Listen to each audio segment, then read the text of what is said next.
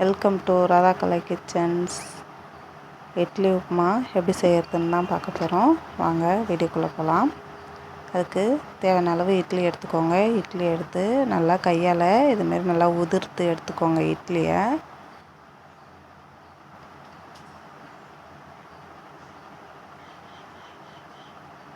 மாரி எல்லா இட்லியும் நல்லா உதிர்த்து எடுத்துக்கோங்க.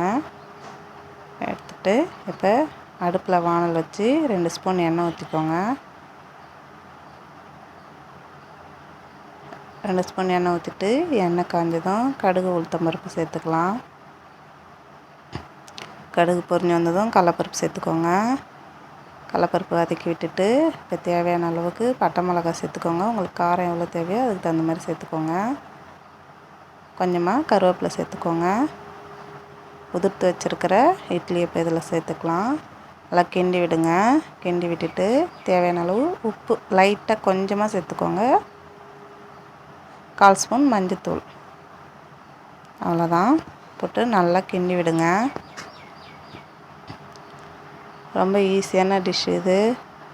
வெறும் 5 நிமிஷத்தில் செஞ்சிடலாம். இதுமாரி ஒரு வாட்டி ட்ரை பண்ணி பாருங்கள்.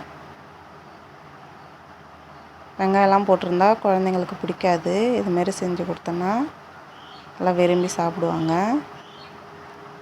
அவ்வளோதான், இட்லி உப்புமா ரெடி ஆயிடுச்சு.